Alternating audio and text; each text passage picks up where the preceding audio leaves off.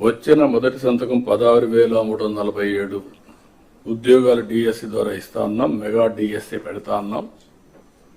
ఈ first week లో mega DSC notification issue చేస్తారు. ఏబిసిడి కేటగరైజేషన్ కూడా హామీ ఇచ్చాం, ఎన్నికల్లో చెప్పాం. అది కూడా రిపోర్ట్ వచ్చింది, కేంద్రానికి పంపించాం, ఎస్సీ ఫైనాన్స్ కమిషన్ పంపించాం. ఆ రిపోర్ట్ వస్తానే అది కూడా యాక్ట్ చేసి ముందుకెళ్తాం. ఇక్కడ మీరు చేయాల్సిన పని ఈ ఉద్యోగాలన్నీ కూడా ఇచ్చిన తర్వాత డిఎస్సి మెగా డిఎస్సి పర్ఫెక్ట్ గా కండక్ట్ చేయాలి. ఎక్కడ కూడా ఇప్పుడు కూడా నాకు బాగా జ్ఞాపకం, తెలుగుదేశం పార్టీ దగ్గర 1,50,000 ఒకేసారి ఇప్పుడు ఇచ్చిన ఉద్యోగాల్లో మెజారిటీ తెలుగుదేశం అధికారం ఉన్నప్పుడు ఇచ్చాం. చాలా ట్రాన్స్పరెంట్ గా ఇచ్చాం, 80% ఇచ్చాం. ప్రజలు కూడా అది ఇప్పుడు కూడా గుర్తుపెట్టుకుంటున్నారు. మీ వల్ల మాకు ఉద్యోగం వచ్చింది, ఎక్కడ ఒక్క రూపాయి గాని ఒక చిన్న అవకతవక లేకుండా చేశారని చెప్పి ఇప్పుడు కూడా రిమైండ్ చేసే పరిస్థితి వచ్చారు. ఇక్కడ zero tolerance. I'm telling all of you. April నుంచి స్టార్ట్ చేసి జూన్ స్కూల్స్ ఓపెన్ చేసే రోజుకి రీఓపెన్ చేసే రోజున వీళ్ళందరూ పొజిషన్ కావాలి, ట్రైనింగ్ అయిపోవాలి, పొజిషన్ కావాల్సిన అవసరం ఉంది. మత్స్యకారులు ఉపాధి దెబ్బతినేదానికి దెబ్బతీస్తా ఉంటే 217 జీవో రద్దు చేశాం.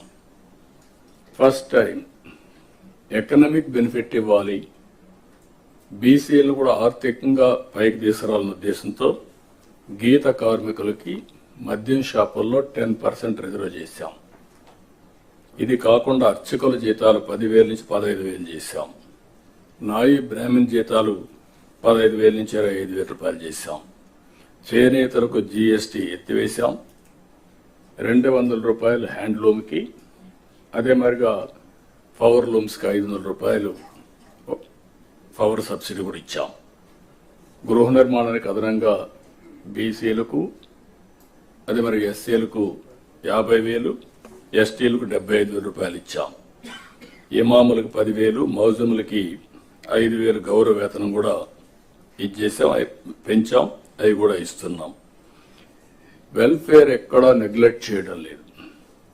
ఇక్కడ నేను మిమ్మల్ని కోరేది ప్రభుత్వం యొక్క ఇమేజ్, వెల్ఫేర్ సక్రమంగా డెలివరీ కావాలి. టేక్ ఇట్ ఫర్ గ్రాంటెడ్ కాదు. అందుకే అనునిత్యం ఏ వెల్ఫేర్ ప్రోగ్రాం వచ్చినా లాస్ట్ మైల్ కి కరెక్ట్ గా చేరతా ఉందా లేదా, చేరే విధానం కూడా ఏదో భిక్షగాళ్ళకి మారిగా ఏదో మీరు దానం చేసినట్టు బిహేవ్ చేస్తే కరెక్ట్ కాదు. ఒక బాధ్యత తీసుకొని ప్రతి ఒక్క ఆఫీసర్ కూడా లాస్ట్ మైల్లో ఉండే ఆఫీసర్ బెనిఫిషరీకి చేర్చే విధానం చాలా ముఖ్యం. ఆ విషయం కూడా మీరందరూ కూడా హ్యూమన్ యాంగిల్తో వాళ్ళు పనిచేయాల్సిన అవసరం ఉంది. ఒక పక్క సంక్షేమ కార్యక్రమాలు చేస్తూనే మీరు ఒకసారి చూస్తే పోలవరాన్ని గాడిన పెట్టాం. ఈరోజు పోలవరం మొన్నటి వరకు ఏమవుతుందో అని అగమ్య గోచరంలో ఉన్న పోలవరం ప్రాజెక్టు కేంద్ర సహకారంతో ఈరోజు 12,150 కోట్ల రూపాయలు శాంక్షన్ అయింది. ఫేజ్ 1కి ఇబ్బంది లేదు. దీన్ని 2027కు పూర్తి చేస్తాం. అమరావతికి టెండర్లు పిలిచాం. ఇది సెల్ఫ్ ఫైనాన్సింగ్ ప్రాజెక్ట్. ఈ మోడల్ ప్రపంచానికి ఆదర్శం. 34-35 వేల ఎకరాలు, 29,000 మంది రైతులు, ఒక్కరు కూడా కోర్టుకు పోకుండా స్వచ్ఛందంగా ముందుకొచ్చి ల్యాండ్ పూలింగ్లు ఇచ్చారు. ఆ ల్యాండ్ మానిటైజేషన్ ద్వారా వచ్చే డబ్బులతో అమరావతి ప్రాజెక్టు కట్టాలనేది సంకల్పం. అదే చేస్తున్నాం. ఇప్పుడు దానికి మీరు చూసినప్పుడు ఆ ల్యాండ్ మనం ల్యాండ్ అక్విజిషన్ చేసేవాళ్ళం. ఈరోజు వాళ్ళు ఇచ్చిన ల్యాండ్ వల్ల ఇన్ఫ్రాస్ట్రక్చర్ కి, కొన్ని కంపెనీస్ కి ఇచ్చి, అదే మరి గవర్నమెంట్ బిల్డింగ్స్ కట్టి వాళ్ళకి తిరిగి ల్యాండ్ ఇచ్చిన తర్వాత కూడా మనకు కొంత డబ్బులతో ఈ రోడ్లు ఇవన్నీ చేసే పరిస్థితి వచ్చింది. కాబట్టి this is the best model. అందుకే ప్రజల్ని ప్రోగ్రెస్ లో భాగస్వాములు చేయాలి. మీరు కూడా ఎక్కడికక్కడ ఇలాంటి ప్రాజెక్ట్స్ వచ్చినప్పుడు, ఇప్పుడు ఉదాహరణకు ఒక స్టీల్ ప్లాంట్ వస్తుంది. Can we go steel plant విశాఖపట్నంలో, అనకాపల్లి వస్తే అక్కడ ఇలాంటి model people should become partners in progress. వాళ్ళని భాగస్వాములు చేస్తే విన్ విన్ సిచ్యువేషన్, వీళ్ళ ఆదాయం పెరుగుతుంది. అక్కడే ల్యాండ్ పూలింగ్ చేస్తాం, కొంత ల్యాండ్ ఇస్తాం, టౌన్షిప్ కడతాం, కమర్షియల్ అవుతుంది. అదే మరి రామాయంపట్నం ఉంది, కొత్త సిటీ వస్తుంది. అనకాపల్లి దగ్గర, నక్కపల్లి దగ్గర ఏదైతే రేపు రాబోయే ఈ ప్రాజెక్టు వల్ల, స్టీల్ ప్లాంట్ వల్ల అక్కడ కూడా ఒక టౌన్షిప్ వస్తుంది, ఇక్కడ ఒక టౌన్షిప్ వస్తుంది. అలాంటి న్యూ ఏరియాస్ అంతా కూడా ఒక న్యూ మోడల్స్ లో మీరు కూడా ఆలోచించాల్సిన అవసరం ఉంది.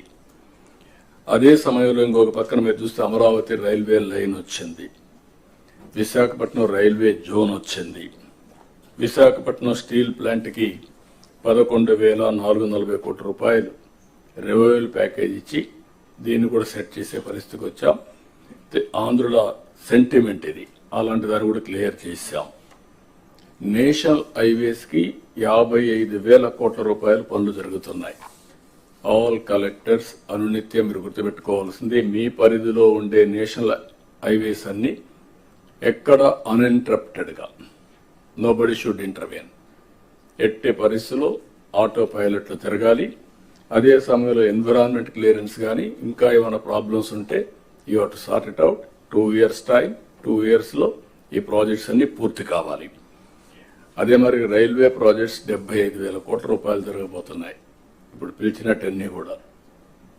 ఈ రైల్వే స్టేషన్స్ మోడర్నైజేషన్ ఇవన్నీ మీరు గుర్తుపెట్టుకోవాల్సింది, ఇది మాకు సంబంధం లేదు, ఇది సెంట్రల్ గవర్నమెంట్ అనే యాటిట్యూడ్ ఉంటే, ప్రోగ్రెస్ ఉంటే మనకే ఉపయోగపడుతుంది. కాబట్టి మీరు అవన్నీ కూడా ప్రతి ఒక్క ప్రాజెక్ట్ మీరు పూర్తి చేసే బాధ్యత మీ మీద ఉంటుంది. అది సెంట్రల్ ప్రాజెక్ట్ కానీ స్టేట్ ప్రాజెక్ట్ కానీ ownership is yours as district collector. అదే మరిగా పార్ట్ హోల్స్ ఫ్రీ రోడ్స్, దీన్ని కూడా చాలా క్లియర్ గా ఎక్కడ కూడా పార్ట్ హోల్ ఉండడానికి వీల్లేదనుకున్నాం. 20,000 కిలోమీటర్లు నాంది పలికాం, 95% పూర్తయినాయి. మిగిలినట్టు కూడా పూర్తి చేస్తాం. మిగిలిన రోడ్లు కూడా ఏ విధంగా చేయాలన్నా మళ్ళీ దానికి కూడా ఒక డైరెక్షన్ మీకు ఇస్తాం. సోలార్ రూఫ్ టాప్, ఇది గుర్తుపెట్టుకోవాలి. డెమోక్రటైజేషన్ ఆఫ్ పవర్ జనరేషన్, ఇది బిగినింగ్. దీనివల్ల 20 లక్షల మందికి ఈరోజు మనం సబ్సిడీ ఇస్తున్నాం, 200 యూనిట్లు. వాళ్ళందరికీ ఇది పెట్టగలిగితే ఫ్రీగా 200 యూనిట్లు వాడుకునే పరిస్థితి వస్తుంది. ఒకవేళ 150 వాడుకుంటే ఒక 100-120 యూనిట్స్ గ్రిడ్కి ఇస్తే ఎప్పుడు కావాలంటే ఇప్పుడు కరెంట్ ఇస్తాం. అదే సమయంలో ₹2.09 చొప్పున డబ్బులు కూడా ఇస్తాం. మెయింటెనెన్స్ కూడా వాళ్ళు చేసే పని ఏమి ఉండదు, వాళ్ళు చూసుకుంటే సరిపోతుంది. వాళ్ళ రూఫ్ టాప్ ఏదో ఉంటుంది, దాన్ని చూసుకుంటే సరిపోతుంది. మీటర్స్ అవన్నీ ఉంటాయి. సర్వీస్ అంతా కూడా అవుట్ సోర్సింగ్ ఏజెన్సీకి ఇచ్చాం, మీకు గైడ్ లైన్స్ ఉన్నాయి.